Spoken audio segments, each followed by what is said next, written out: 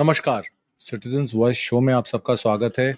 आप लोगों से निवेदन है, कृपया करके अपने चैनल को सब्सक्राइब करें, लाइक करें और अपने दोस्तों में भी शेयर करें क्योंकि ये जनता की आवाज़ है, आवाम की आवाज़ है, आपकी आवाज़ है और आपकी आवाज़ को हम लोगों तक पहुँचाने का काम कर रहे हैं। इसमें कोई हम आपसे आर्थिक सहायता नहीं माँग रहे, कोई आर्थिक सहयोग नहीं माँग रहे, सिर्फ़ लाइक का बटन दबाइए, सब्सक्राइब कीजिए और अपने मित्रों और परिवारजनों में इस चैनल को शेयर कीजिए। आज जो चर्चा का विषय रहेगा वो राहुल गांधी को लेकर रहेगा। राहुल गांधी ने एक बड़े विषय पे बात की है। उन्होंने कहा है कि प्रधानमंत्री मोदी और राष्ट्रपति ट्रंप की बार-बार धमकियों के बावजूद उनके सामने खड़े नहीं हो पा रहे हैं। और ऐसा क्यों है? उन्होंने एक्स पे एक स्टेटमेंट जारी की, अंग्रेजी में है, मैं हिंदी में अनुवादन कर देता हूं। उन्होंने कहा कि इसका कारण अडानी के खिलाफ चल रही अमेरिका की जांच है। एक धमकी मोदी, अदानी अंबानी यानी कि एए और रूसी तेल सौदों के बीच वित्तीय संबंधों को उजागर करना है। मगर यहां जिसे राहुल एए कहकर संबोधित कर रहे हैं, उनका काम तो एक और बेमिसाल है। ईरान और रूस से सस्ता तेल खरीदकर उसे महंगा विदेश में बेचे जाने का गंभीर मामला है। आपको याद होगा जब 2022 में फरवरी में यूक्रेन रशिया वॉर शुरू हुई थी तो $50 कैप पे रशिया रुपए में तेल दे रहा था और उसके कुछ महीनों बाद क्योंकि रुपए को वो एडजस्ट नहीं कर पा रहा था, इंडिया से कुछ ज्यादा एक्सपोर्ट रशिया जाता नहीं है, तो उन्होंने फिर येन में पेमेंट लेनी शुरू की और डॉलर कैप जो है वो यूएस ने उसका $60 कर दिया था तेल का।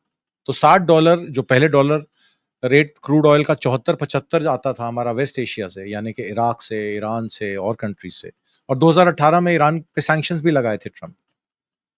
उसके बावजूद वहां से एलएनजी और एलपीजी आ रही थी, जिसकी वजह से गौतम अदानी भी इसमें लपेटे गए और उनको रिजाइन करना पड़ा। उस पर भी हम आएंगे। तो अभी मैं तेल की बात करता हूं कि जाहिर है कि सस्ता तेल भारत के नाम पर खरीदा जा रहा था और उस तेल को हाई सीज में और देशों को बेचा जा रहा था, जिसमें मुनाफा कमाया जा रहा था। भारत के लोगों को उस सस्ते तेल का 2022 से 2024 तक कोई खास फायदा नहीं हुआ क्योंकि तेल के दाम, पेट्रोल और डीजल के दाम ज्यों के त्यों थे और बेचा जाना अपने फायदे के लिए। इसमें अदानी अंबानी का उन्होंने नाम लिया कि डबल ए का नाम लिया और इसके इसलिए ट्रंप इतने आक्रामक हैं, ऐसा राहुल गांधी का कहना है।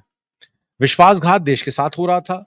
भारत के लोगों को सस्ता डीजल पेट्रोल नहीं देकर खुद भारी मुनाफा कंपनियां कमा रही थी, ओलिगार्क्स खड़े हो रहे थे और ट्रंप को लगा कि अब चूंकि ओलिगार्क्स खड़े कर दिए हैं, भारत में अरबपतियों की जो संख्या बढ़ गई है, तो अब टैरिफ के द्वारा मैं भी कुछ इसमें हिस्सेदारी रख के अपना पैसा कमा सकता हूं।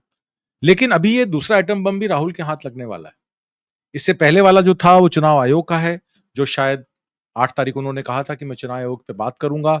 कल क्या वो कहते हैं इस पर हम नजर बनाए रखेंगे। और दूसरा जिस पर आज सुबह ही बड़ा स्पष्ट ट्वीट किया था, एए लिखकर उन्होंने ये बता दिया कि एए कौन है। कांग्रेस का भी एक एक्स पे ट्वीट आता है, मैं आपको वो भी दिखा देता हूं उसमें क्या लिखा है। उसमें लिखा जा रहा है कि मोदी साहब पर, उनके जो क्लोज फ्रेंड गौतम अदानी साहब पर शिकंजा कसता जा रहा है। उनको अपने मुंद्रा पोर्ट की चेयरमैनशिप और सारी मैनेजरियल पोजीशन से रिजाइन करना पड़ा और ऐसा उनको इसलिए करना पड़ा क्योंकि गौतम अदानी साहब अदानी पोर्ट और स्पेशल इकोनॉमिक जोन के एग्जीक्यूटिव चेयरमैन हैं और ये कोई रूटीन एग्जिट नहीं है, क्योंकि जो Adani port and special economic zone है वो 28% कार्गो हैंडल करता है भारत की। आपको याद होगा मुंद्रा पोर्ट से 22,000 करोड़ की एक खेप भी ड्रग्स की पकड़ी गई थी, जिस पर अभी तक कोई कार्रवाई नहीं हुई। इसका मतलब है कि बहुत सारा सामान बहुत सारे उन देशों से आ रहा था जो कस्टम्स और भारत की सरकार के नॉलेज में नहीं था। एपीएसईजेड जो Adani port special economic zone है वो 28% कार्गो हैंडल करता है, जैसे कि मैंने आपको बताया।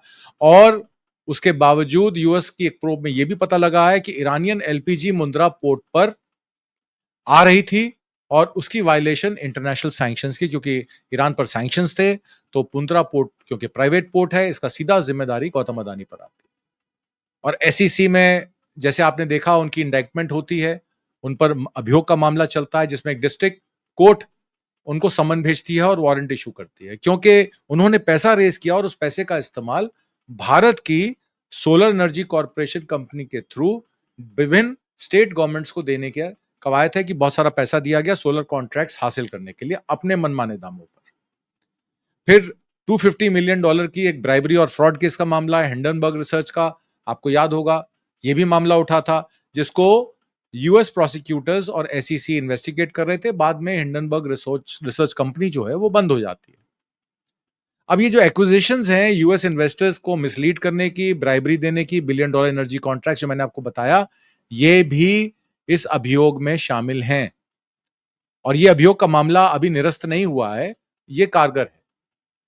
आपको ये भी याद होगा कि कीनिया ने भी $2.6 बिलियन का इंफ्रास्ट्रक्चर डील जो है वो कैंसिल कर दी थी। श्रीलंका ने बिजली का परचेज एग्रीमेंट गोड्डा का जो है वो कैंसिल कर दिया था।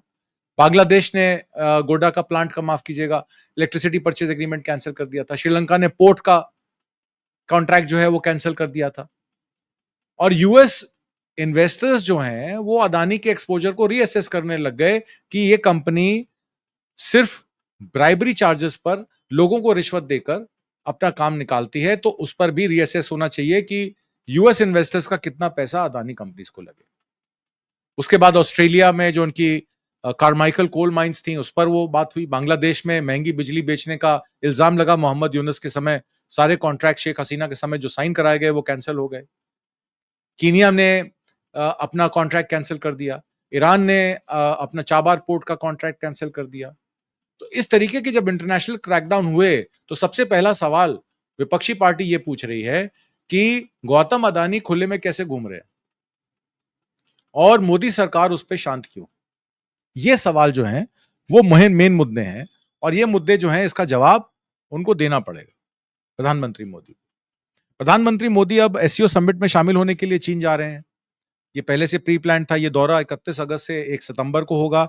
ये 2020 में गलवान घाटी के भारत चीन सैन्य झड़प के बाद मोदी की पहली चीन यात्रा होगी। मोदी से पहले 2018 में वहां गए थे। प्रधानमंत्री के तौर पर पीएम मोदी का ये छठा चीन दौरा होगा, जो 70 सालों में किसी भी भारतीय पीएम का सबसे ज्यादा चीन यात्रा का दौरा है। चीन से पहले पीएम मोदी 30 अगस्त को जापान पहुंचेंगे। वहां से वो भारत जापान शिखर सम्मेलन में हिस्सा लेंगे। तो ये अब बात ये आ रही है कि चाइना में वो क्यों जा रहे हैं। चाइना में इसलिए जा रहे हैं कि ब्रिक्स की प्रेसिडेंसी 2026 की भारत को चाहिए और ये विजिट पिछले महीने जयशंकर की विजिट के बाद दूसरी बड़ी विजिट है, जो स्टेट विजिट है। पिछले महीने विदेशी मंत्री एस जयशंकर ने चीन का दौरा किया था, जहां उन्होंने राष्ट्रपति शी जिनपिंग और विदेश मंत्री वांग यी से मुलाकात की थी। जयशंकर ने जल संसाधन डेटा शेयर करने, व्यापार प्रतिबंधों, एलएसी पर तनाव कम करने और आतंकवाद और उग्रवाद के खिलाफ कड़ा रुख अपनाने जैसे मुद्दों पर बात की। एलएसी पे प्रधानमंत्री मोदी का बयान है कि ना कोई घुसा था ना कोई घुसा है। और विपक्षी पार्टी में एलओपी का ही ये इल्जाम है कि 2000 किलोमीटर जो है अंदर चीन की सेनाएं घुस आई, 470 गांव बना दिए, 2 काउंटीज बना दिए, फिंगर 8 से फिंगर 4 पे हम पहुंच गए। इस पे मैंने कल एक कार्यक्रम किया था, तो आप उस लिंक पे वो कार्यक्रम भी देख सकते हैं। तो मीडिया रिपोर्ट्स के मुताबिक ये मुलाकात मोदी की चीन यात्रा का रोड मैप तैयार करने में कारगर साबित हुई थी। अब एससीओ समिट में वो पहुंचेंगे। एससीओ में शंघाई कोऑपरेशन ऑर्गेनाइजेशन 2010 में बनी थी। वहां जिनपिंग से मुलाकात भी होगी और पुतिन से भी बातचीत होने की संभावना है प्रधानमंत्री मोदी की, और पाकिस्तान भी एससीओ का पार्ट है। तो ये अब जो 2018 में पांचवी यात्रा हुई थी उनकी, उसके बाद ये उनकी यात्रा है। 9 और 10 जून को वो पांचवी यात्रा पे गए थे उसके 2018 में। उसके बाद अब 2024 में जाएंगे। इससे पहले 2015 में उनकी पहली यात्रा हुई थी, जिसमें पहली बार चीन के आधिकारिक दौरे पर गए थे। उसके बाद 4-5 सितंबर 2016 में उनकी दूसरी यात्रा हुई थी, जिसमें मोदी हांगजाओ में G20 शिखर सम्मेलन में शामिल हुए थे। जिनपिंग से द्विपक्षीय वार्ता हुई थी। 3 से 5 सितंबर 2017 में तीसरी यात्रा हुई थी उनकी, जिसमें वो मोदी 9वें ब्रिक्स शिखर सम्मेलन में भाग लेने चीन पहुंचे थे। डोकलाम विवाद के बाद भारत चीन संबंधों को स्थिर करने पर जोर दिया था। चौथी यात्रा उनकी 27-28 अप्रैल 2018 में हुई थी, जो मोदी का अनौपचारिक दौरा था। मोदी और शी जिनपिंग ने 24 घंटे के अंदर 6 बार मुलाकात की थी। उसे वुहान स्पिरिट के रूप में जाना जाता है। ये यात्रा में कोई औपचारिक समझौते या घोषणा नहीं हुई थी और आखिरी विजिट उनकी 9-10 जून 2018 में थी, जिसमें मोदी एससीओ समिट में पहुंचे थे। किंग दाओ में हुई थी ये, जिनपिंग से मुलाकात हुई थी। यहां पर पुतिन से भी उनकी भेंट हुई थी।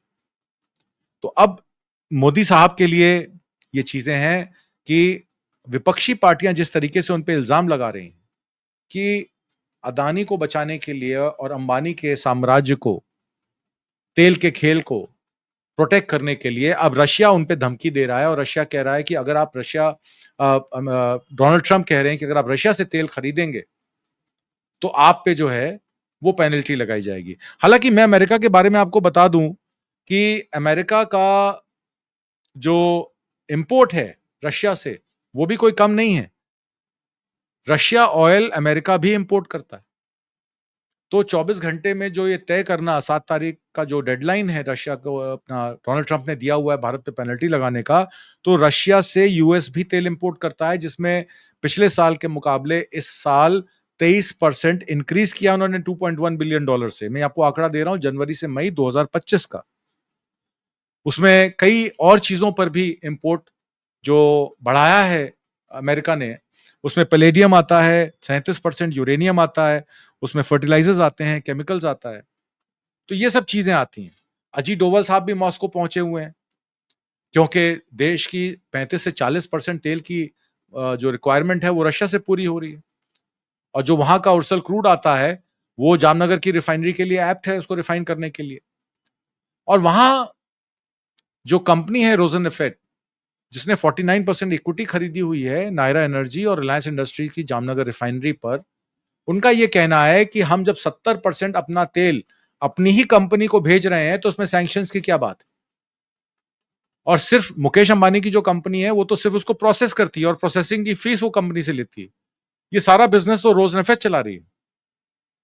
अगर रोजनेट ये कंपनी चला रही है तो डोनाल्ड ट्रंप एक कंपनी के ऊपर टैक्स तो लगा सकते हैं, उससे तेल लेने पे प्रतिबंध तो लगा सकते हैं, पर दूसरे देश पर टैरिफ नहीं लगा सकते, क्योंकि इसमें भारत की सरकार का कोई लेना देना नहीं मुकेश अंबानी के बिजनेस के साथ। तो ये डिफेंस जो है वो भारत की है, और भारत ये कह रहा है कि वो रशिया से अगर एक कंपनी तेल लेके अपनी ही कंपनी को जामनगर में बेच रही है, और एसईजेड है वो, और वो उस तेल का निर्यात किसी भी देश को करती है, यूरोपियन यूनियन को करती है, अफ्रीकन कंट्रीज को करती है, तो उसमें अमेरिका का कोई लेना देना नहीं है, क्योंकि उसमें भारत की सरकार शामिल नहीं है।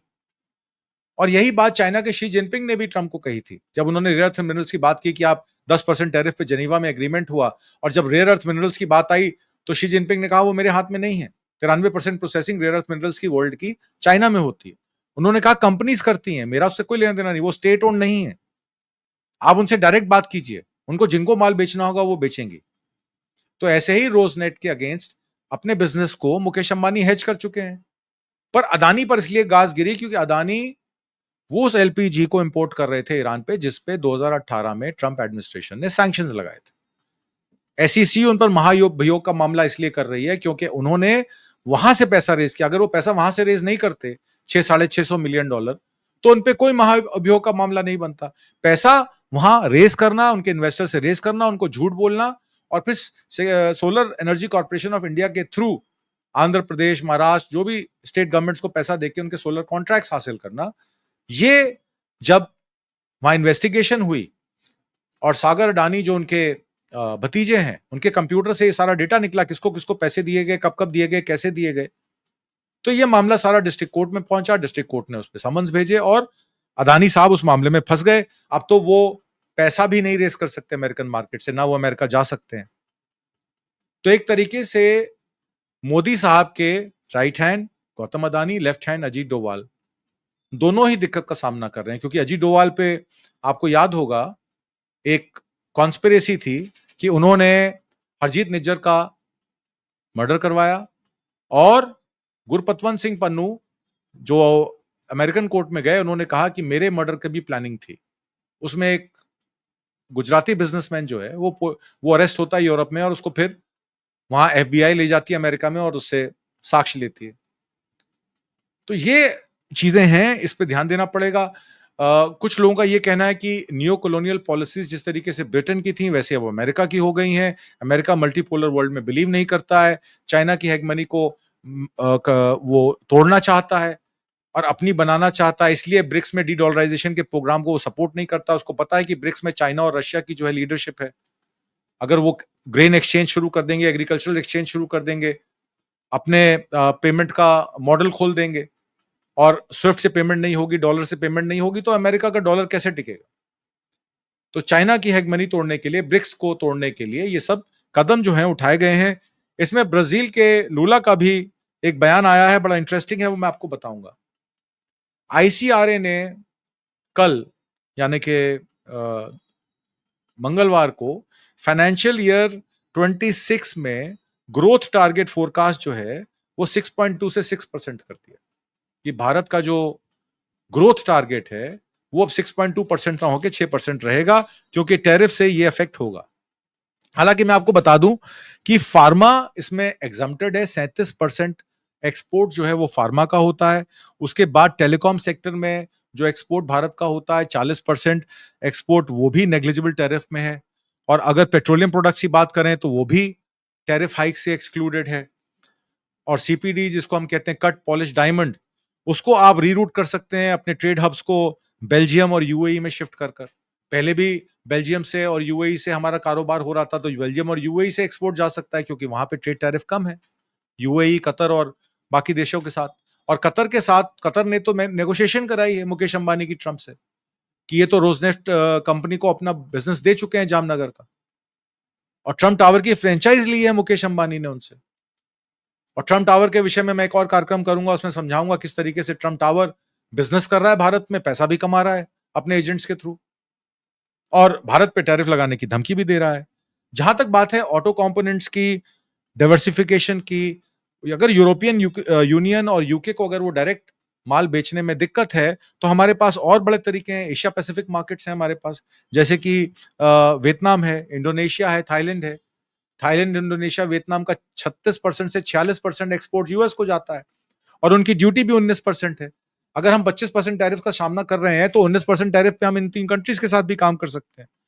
तो ये नियर डाइवर्जन पॉसिबल है। आपको याद होगा, जब चाइना की ईवी गाड़ियों पर उनके सॉफ्टवेयर को लेकर यूरोपियन यूनियन ने 60% एक्स्ट्रा ड्यूटी लगाई थी, तो चाइना ने सारी फैक्ट्री अपनी गाड़ियों की जो है मेक्सिको और कनाडा में शिफ्ट कर दी थी।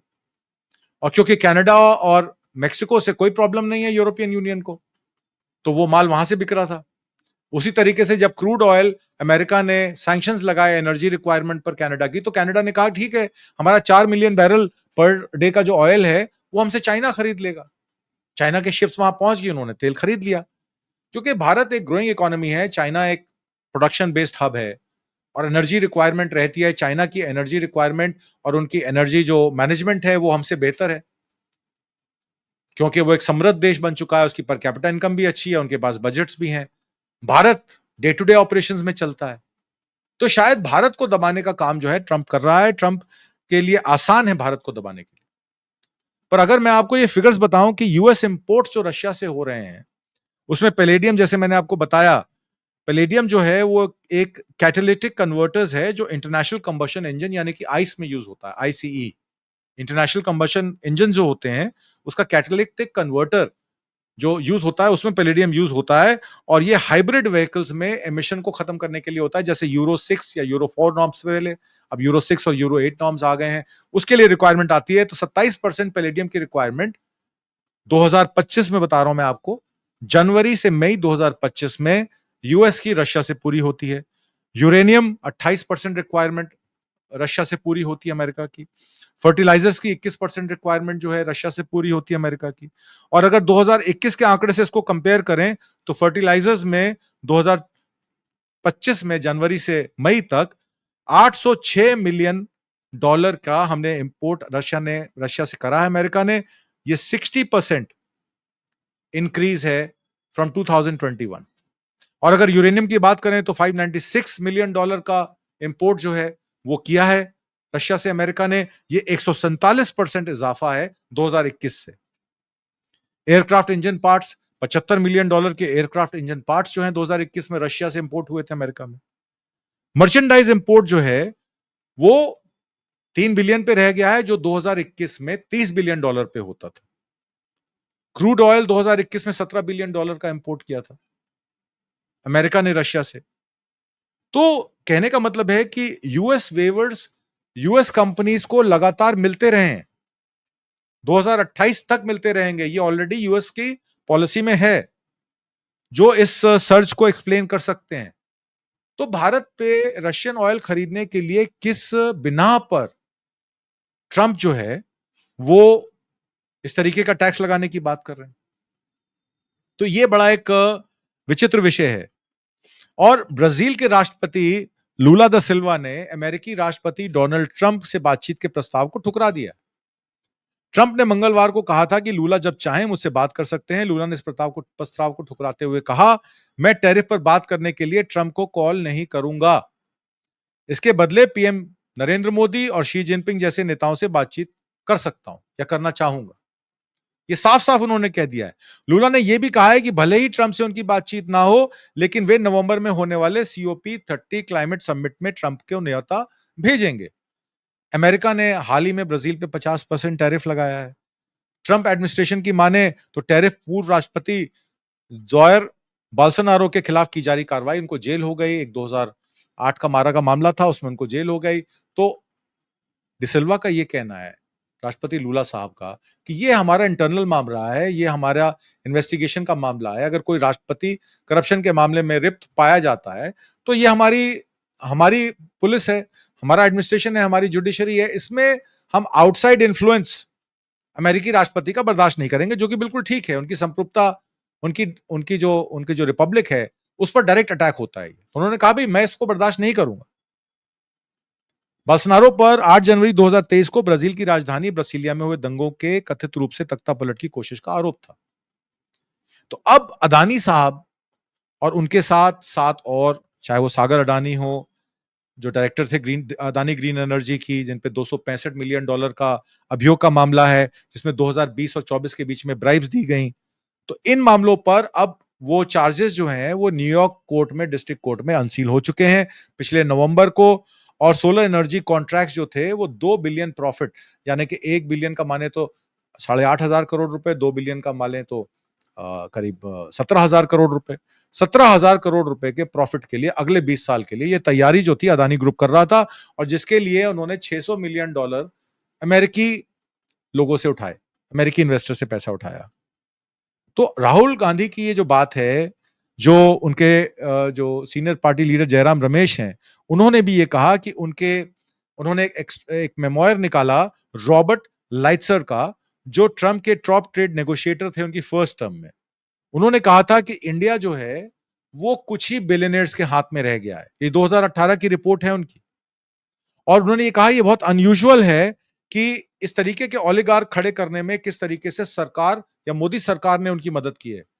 पॉलिसी इस तरीके की बनाई कि कुछ ही लोगों को फायदा हो, मात्र कुछ परिवार जो है देश पे कंट्रोल कर लें। और जब वो कहते हैं कि मैं इंडियन ऑफिशियल से नेगोशिएट कर रहा था, तो मैंने भी एक कॉपी बायोग्राफी की, सब बिलियनियर्स की अपने डेस्क पे रखी और उसका अध्ययन किया और ये जाना कि किस तरीके से भारत की सरकार ने इन ओलिगार्क्स को और पैसा कमा के और रिच होने पे उनका कॉर्पोरेट टैक्स कम किया, उनको पोर्ट, एयरपोर्ट, संसाधन सारे सौंप दिए, इस तरीके के काम किए। तो वो कहते हैं कि ये इन लोगों के इंटरेस्ट को बचाने के लिए जिस तरीके से सरकार ने काम किया, ये भारत के लिए एक विषय जो है वो दुख का विषय, कि 145 करोड़ की आबादी वाला देश मात्र चंद परिवारों के हाथों में बिक जाता है, चंद चांदी के सिक्कों के लिए बिक जाता है। और लाइटजर ने यह भी कहा कि आप ये मत सोचिए कि इसमें बहुत सारे परिवार हैं। उन्होंने कहा कि मात्र 7 परिवार ऐसे हैं जो देश को चला रहे हैं और बाकी परिवार जो है उन 7 परिवारों के साथ खड़े हैं ताकि उनको भी कुछ चांदी के सिक्के मिल जाएं। यह उनका कहना है।